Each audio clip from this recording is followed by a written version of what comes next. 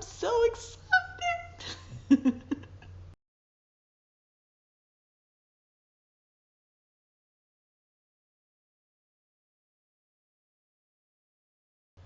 Hey everybody, it's Stacy Budge Camison with UrbanGypZ Artisan Yarn, and I'm so excited about today's lesson. As you know, this is part 3 of our 4-part series on art weavings. I've had so many questions pertaining to the scarves that I've been weaving using my handspun yarn and my hand-dyed yarn. I had taken this wonderful class with Deborah Lambert of Picasso Moon, and she just inspired me to just dive into my stash and really use some of those languishing yarns. I've been using them for art knitting, but I've kind of crossed over to a little art weaving. So anyway, this is the exciting part. We've already covered how to select your rigid heddle loom and how to warp your loom to prepare for the art yarn weaving. And now we're going to take all those wonderful bits of your favorite yarns and we're going to basically be painting with yarn. So I'm going to get you started with some really basic information and kind of share with you some tips as I'm weaving along on a project that I was working on this morning. You know, the magic happens when you're starting to really paint with your yarns. So I'm really excited to share this with you. Anyway, so here we go. All right, everybody, you can see I'm hanging out on the porch today. It's such a beautiful day here in Asheville. So anyway, I wanted to show you, I'm starting out on the weft of my loom, and I wanted to show you this part right here. You can see as I'm going to start with my weaving, I've woven a few rows using toilet paper. And the reason I'm doing this is because it separates the threads out a little more, and then I'll start with some really basic weaving right in the beginning, which will later become where I put the hem edge. But usually if I go ahead and start off with a little bit of toilet paper, and that kind of spreads out the warp a little bit better, so I can get even placement on the first few rows of weaving my weft. So anyway, that's just a little tip that I had found on YouTube, and I wanted to pass along to you guys. So anyway, let me go grab my yarn and we'll get started with some of the weaves that I like to incorporate in this art weaving.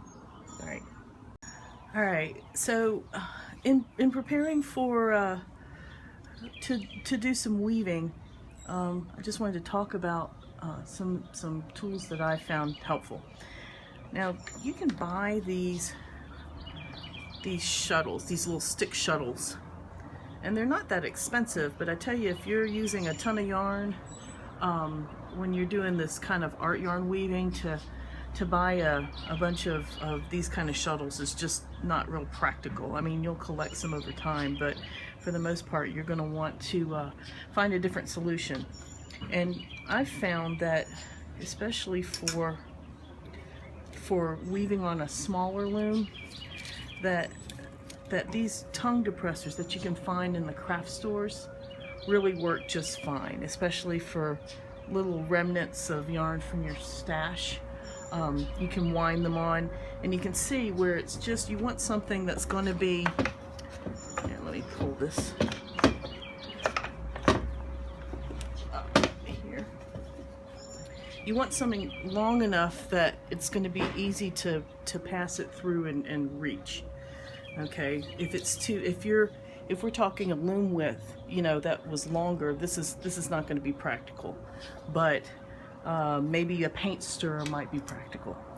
Also too, now I have this tool which will help, you know, beat that weft down onto the fabric more, but you can also use what they call an afro pick that you can get like at the beauty salon supply stores, or maybe even at Target. You can get something like this. It's one of these kinds of combs, and you can use that. You can see, you have to watch how vigorously you comb your work. You can see I've broken a piece out of mine. Anyway, but that's just a few things that you might want to get started with.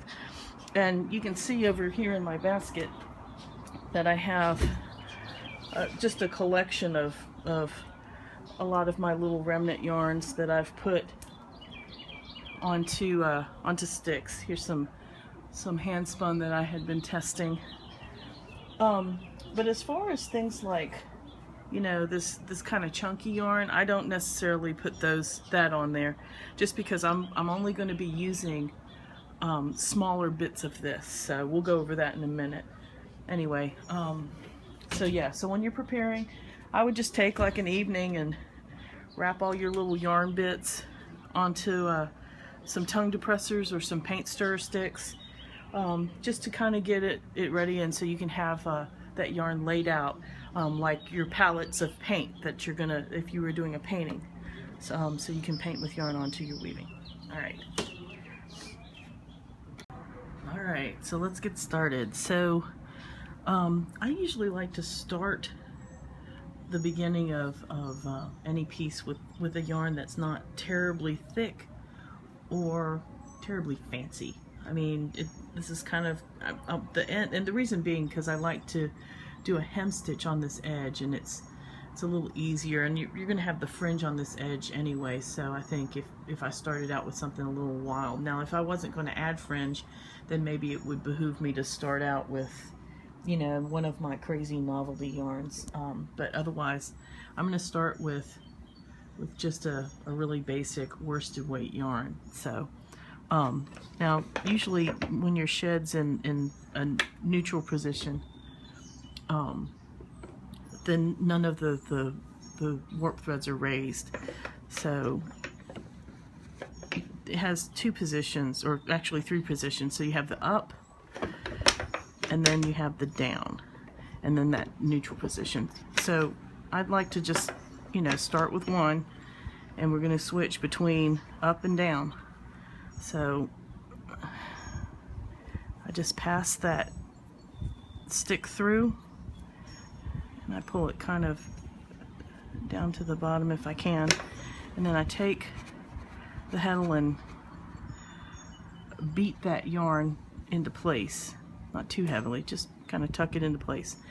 Now this end that I have over here, I'm going to, once I raise that shed into the up position, then I'm going to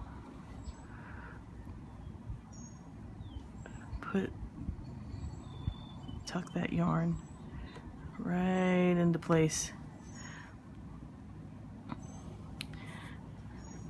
and then cross that back over. So that's kind of like weaving in your ends. All right, beat that into place. Okay, so this is just a basic weave where you just move the shuttle, the heddle up, put the yarn through, beat into place, move it down, and you just keep doing this. Now what I like to do every now and again too is not to pull it too tight, because I want to keep these edges from bowing in. So I make sure to leave kind of a bit of a loop there and beat it into place. Or you can also, and I've seen this trick before too, where when you push the yarn through, make a little bit of an arc. You can see where the yarn's making this little arc right here. And beat that into place.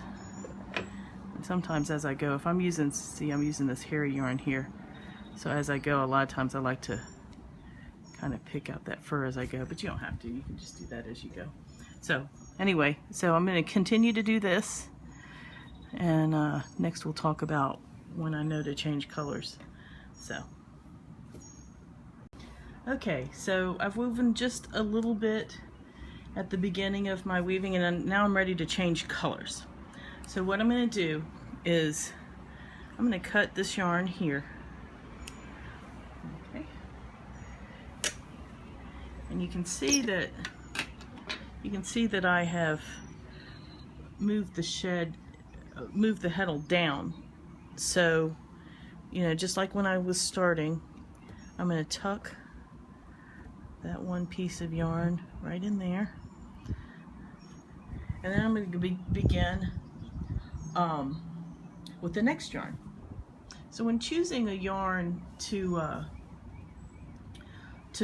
come next, generally what I like to do is, I like to just pay attention to this area in front of me. I try not to worry about what I'm going to do in the future. I'm not going to worry about what's already come, you know, through my working area, and just focus on what's going to be more fitting through here, and paying attention to when was the last time I added some texture.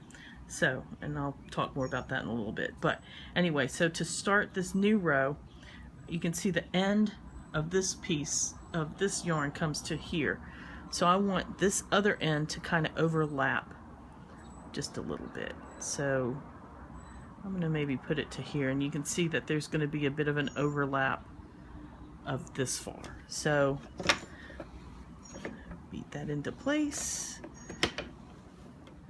come up, and then I'll just continue like I had been with my weaving.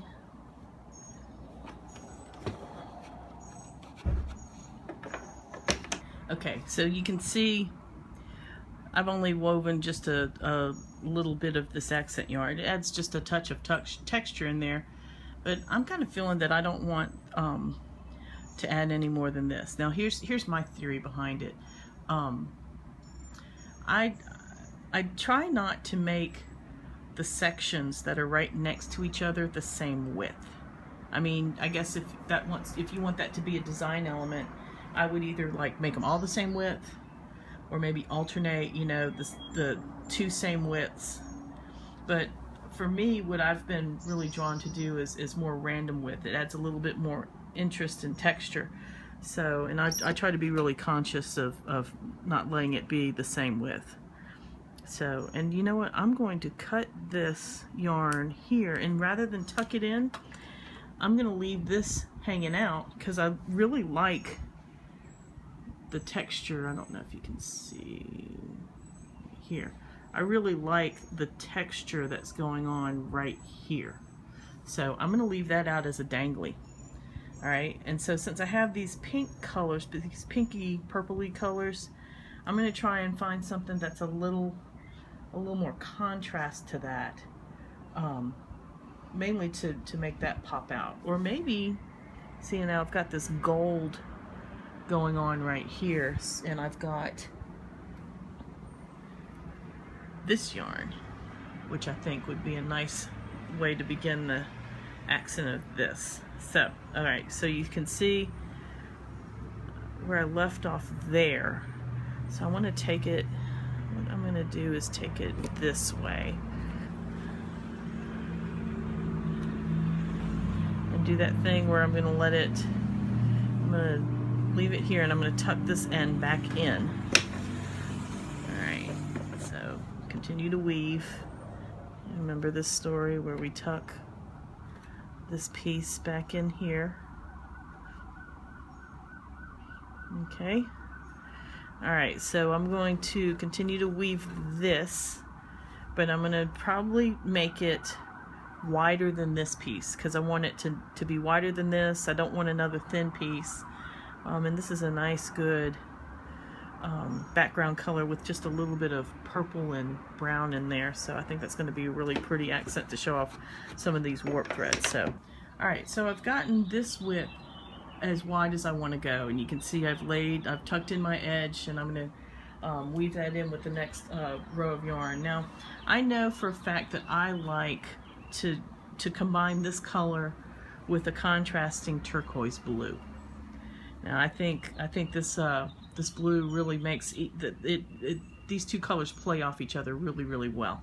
So I want to, this one's real textural, and I don't want to just bump out texture and contrasting color. I think that's going to be too much of a jump. So what I want to do is ease into it with this yarn, and you can see it's picking up some of those golds and the excuse me, the brown as well. So I'm going to start weaving, and as a matter of fact, it's the same base yarn, I believe, as the gold. So I'm going to start weaving this in. You see I'm overlapping that edge right there. And I'm going to weave a couple of rows of this just to give that same texture. So we're just transitioning color first. And then I'm going to add the texture in afterwards. Now you can pop all kinds of contrast and texture if you want into your scarf. It really, anything goes when you're doing this kind of weaving. You just follow your heart and go with what you think is right. For me, I like to show off my special hand spun type yarns a little more subtly. I think when I operate with a lot more smooth texture and then pop out some accents with really special yarns or special finds, I think it has more of an impact. So anyway, so I am weaving just a little lead up to that bit of texture there. So in the next round, I'm not even going to cut this yarn because I'm not going to use that much of this. And I'm going to throw down a little bit of texture. Now this, I could hang it off the side here, but this is so small and this is so loose that I feel like it's going to collect a lot of lint. So I'm going to pull it in here, but I don't want my warp to kind of mash this down. So I'm going to pop a little loop of this out just to kind of accentuate that kind of boucle texture there. All right, so you can see I'm popping a little bit of that texture out. I'm going to beat that in, and then I'm going to go for another round because I can see that there's some good texture coming out on this side. So I pop it in and I see where I want to pull some texture. I'm missing some texture over here, so maybe if I pull a little loop of it here, a little loop of it here, being mindful of that edge right there. All right, and then I'm also going to pop another loop right there. Okay. And I think I'm going to go with one more round and see if I can fill in a little more bumps right through there. Alright. Alright, so you can see here's a nice little bumpy edge right here. I'm going to let it fit right over that fun fur through there. Alright. So there you have that little bit of texture. Okay, so I'm going to cut that here. And tuck that edge in. Alright, and then I'm going to pick this yarn back up and go back through. Alright, so there I have a little bit of texture popping out in that field of blue. Alright, and it's not like overpowering, it's just a little more subtle. So I'll continue to weave this just for a little bit because I don't want a huge field of blue here. And what I could do is do some more of the solid blue and take the rest of, because there's not a whole lot of this here. So what I might do is I'm going to do a little more of this blue and then up a little further do another line of this texture right through here. So let me just do that really quick here. Alright, so you see this end's kind of sticking out here. And to kind of seal that in, I'm going to take this yarn and go right over it without doing the shed. I mean, without moving that heddle, because I want to be able to lock this into place since that edge is not coming out all the way here. All right, so and that's just to. All right, and then I'm going to take that back through. Oop.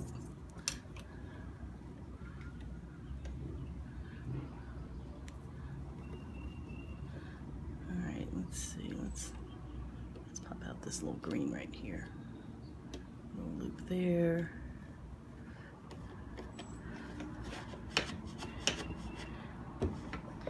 Alright, and I'm gonna finish off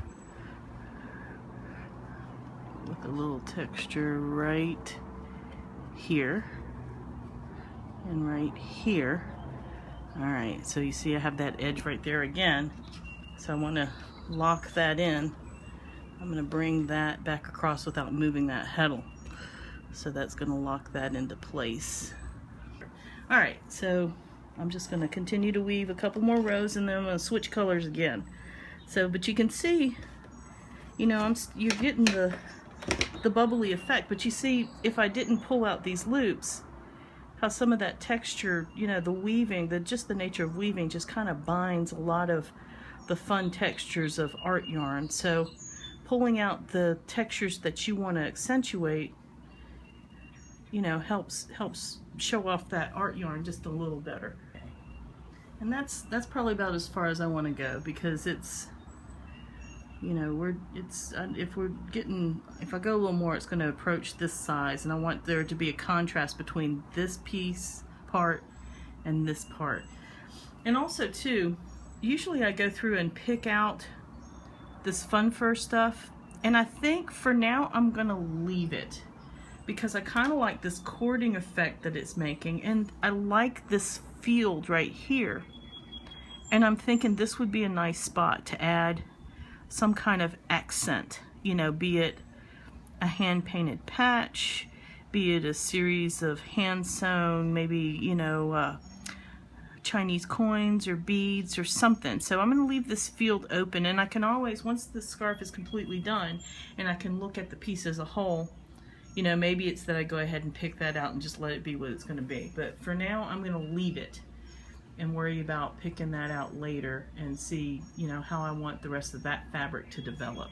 All right, so I'm starting with this new hand spun, and I'm going to leave this edge out and let this be a dangly thing, just because I love the look of this little tapered bit of yarn. It probably, as time goes on, it's going to felt a little bit, or I might even go back and add a bead or two on this little end, but I love the look of the thickness here and the tapered edge, soft tapered edge, so I'm just going to leave that.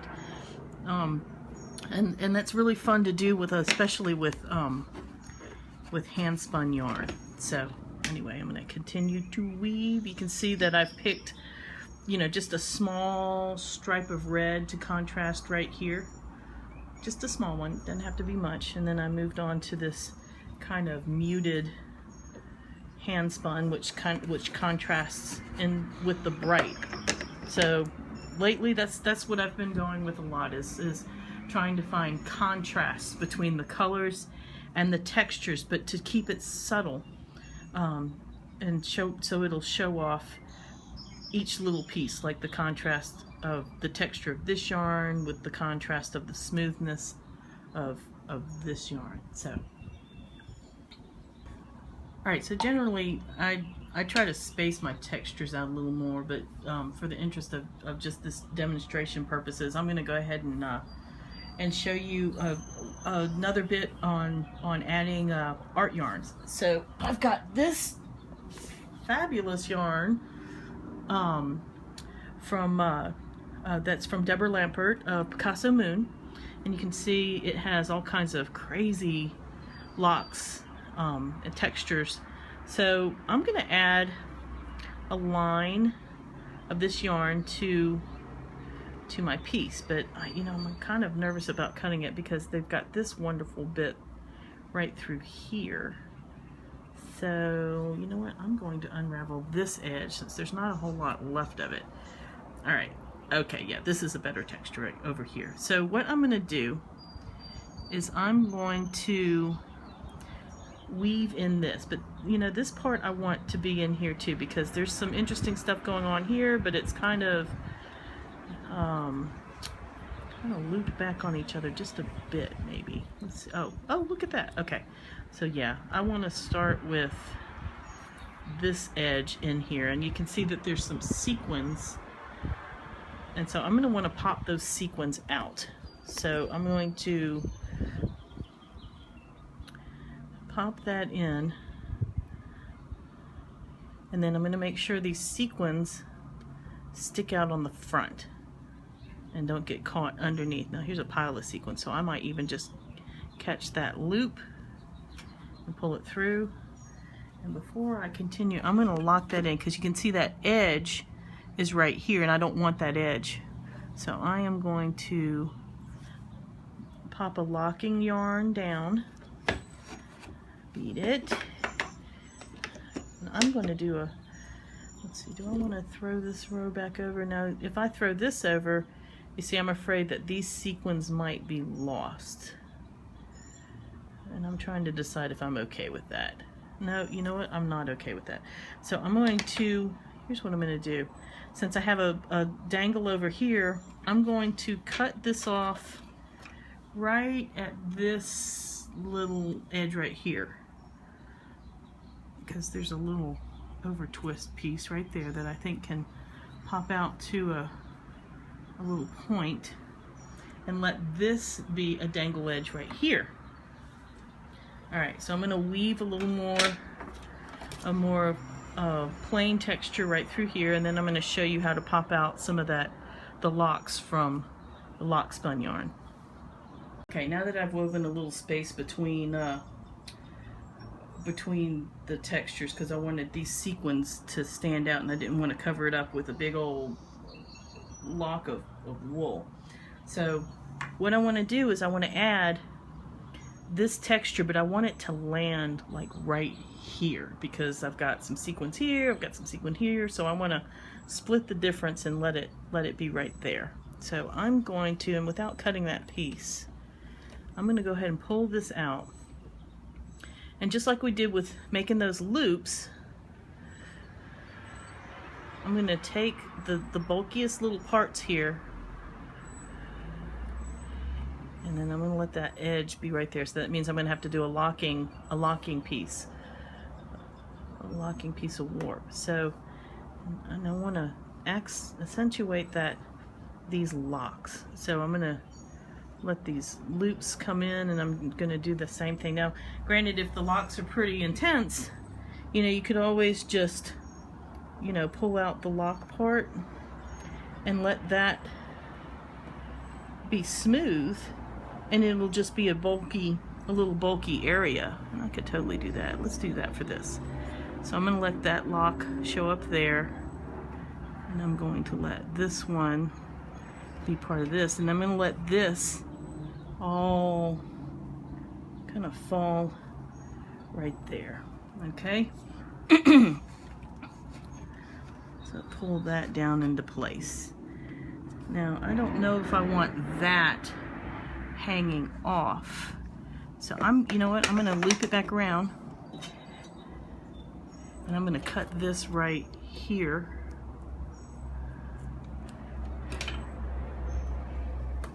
and I'm going to loop this back through, and I'm going to make a decision about that little piece of fabric hanging down, because I don't know if I want that in there. I don't know if I like that. I might just tuck that in this way. Alright, and here's another little sequin that can be right there. Alright, I'll lock that into place. And this end, I can either leave it with this, but I don't know if I want that dangly with that dangly. So I'm going to tuck this back in and tuck this in this way. Alright, so now that I've got that locked in, and this piece is dangling on this side, and so since this piece ends right there, I've got to do a locking yarn across. Okay, so you can see there's a big old pile of texture right there. Now, like I said, generally I don't put textures so close together, but just for the sake of demonstration, just to show you guys how to pop out the texture of some of your really wild art yarns. Even be just subtle texture, like I love this, where it has just the little dots, you know, and so I'm just popping out just the little dots through there. You know, same thing with, you know, this kind of novelty yarn, where I'm just popping out just the little subtle stuff. or you can go big, you know. Something like this. Now this is some beautiful yarn from Moon Rover, and she has these awesome beehives. So if I were to place this in there, I would, the same way, I would pop this beehive out. Let's use this one, it's a little easier to access. I would pop the little beehives out in a little loop like that, so they would just be floating on top of the fabric. You could let it, you know, also too, some of these beehives, you know, fit nicely between the warp, and it would look like just an accent in there. But a lot of times you'll just have to play with it and see if you want it to pop out, or if you want it to be more encased within that warp. And just play with it and see what you really like. I love using pom-pom fringe. So you can even take some pom-pom fringe and let those pom-poms stick out. Alright, the next thing I'm going to show you guys is adding some cording. And again, generally I don't like to add so much texture in one section of my scarf, but just for demonstration purposes I'm going to go ahead and go with this. So anyway, so I do a lot of this kind of core spun type of yarn. It's a little on the thick side, but if I did a whole scarf of this, it would be so stiff, and that's not generally the look I'm going for when I'm weaving. So I like to use a lot thinner yarns for the base, to add some drape, and then I'd like to go back and add just some accents of yarn. So I'm going to cut this right where that white starts, because I don't want that in there. Alright, so I've got this piece here. So just to add a bit of texture, sometimes what I like to do is just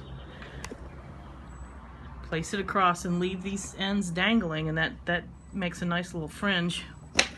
So you can see when I pop it through there, that one thick piece is going to contrast with the rest of that woven thing, so it's going to look like a little corded accent. And that's another way of taking some of your interesting hand spun.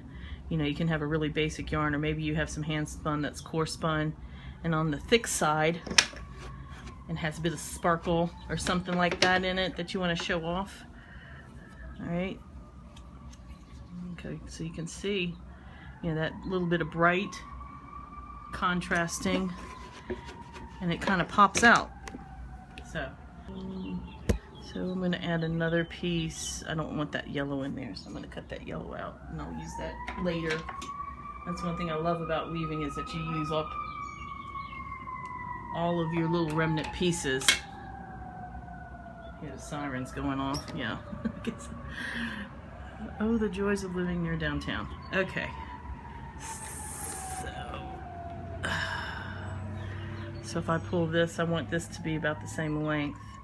So before I cut it, I'm going to let that measure. Cut that. Alright, pop that into place. And then continue on with the rest of my weft. You can see that there's a little space right there, and how it's kind of, so a lot of times I like to go in and tighten that up a little bit with my comb.